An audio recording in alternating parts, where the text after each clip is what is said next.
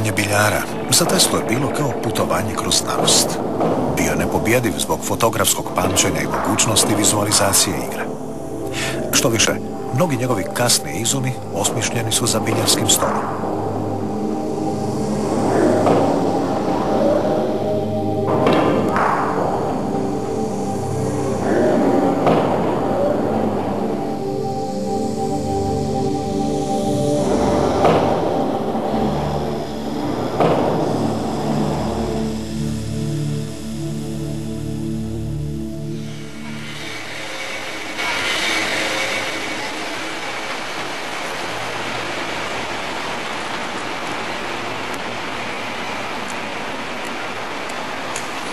Iduće godine iznenada sam promijenio pogled na život.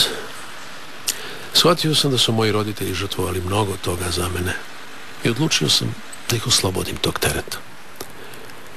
Val telefonije iz Amerike upravo je bio stigao u Europu i trebao je telefonski sistem instalirati u Budimpešti u Mađarskoj. Teslin ujak Bajo Mandić živio je u Budimpešti. U prošlosti časnik austrijske vojske svojim je poznanstvima osigurao nečaku posao tehničkog crtača u novom telefonskom uredu.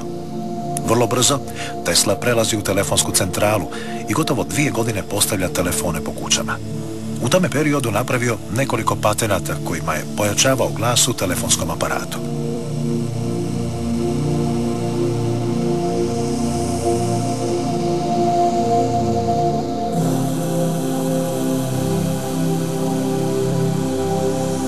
Najzaslužniji za osnivanje prve telefonske centrale na svijetu bio je Tivadar Puškaš, kojem je pravo prvenstva u ovom projektu priznao i na tome mu čestitao i Thomas Alva Edison.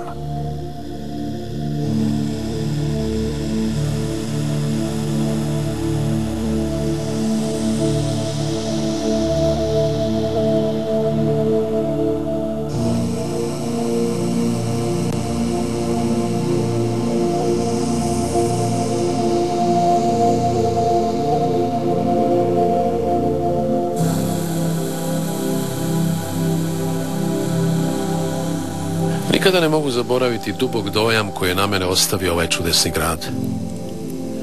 Nekoliko dana nakon dolaska lutao sam ulicama posve zbunjen ovim prizorima. Bilo je mnogo neodoljivih i privlačnih stvari, tako da sam zaradu nažalost spiskao čim sam je primio. Kad je gospodin Puškaš upitao kako se snalazim u novoj sredini, opisao sam situaciju ovim riječima. Najteže je zadnjih 29 dana u mjesecu.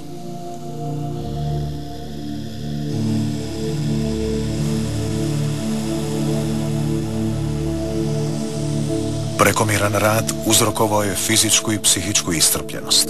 Tesla je doživio slom.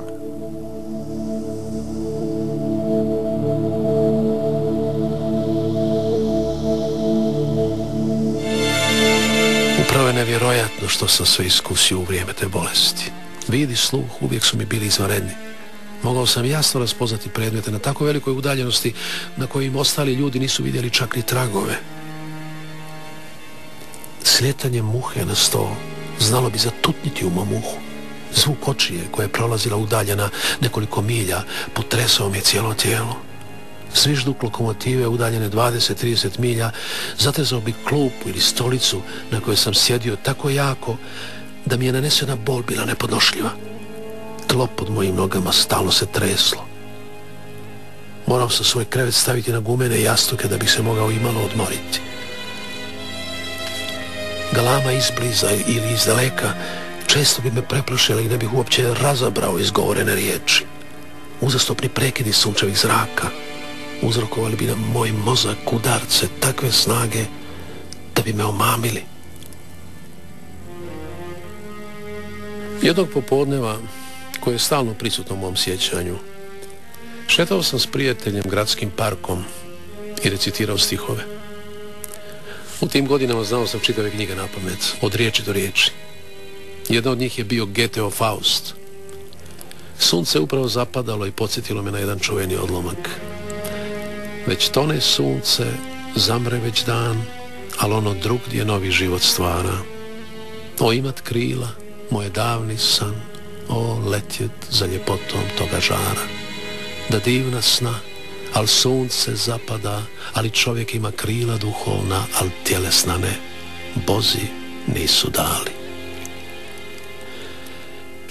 Kad sam izrekao ove inspirirajuće riječi, ideja me ozarila kao bljesak munje i u trenutku otkrio sam istinu. Nacrtao sam štapom u pijesku dijagrame koje sam 6 godina kasnije iznio Američkom institutu elektroinženjera, a moj drug ih je odmah posve razumio. Slike koje sam vidio bile su savršeno oštre i jasne, te čvrste poput metala ili kamena. Zato sam mu rekao: vidiš li ovdje moj motor? Pogledaj kako sad radi u drugom smjeru.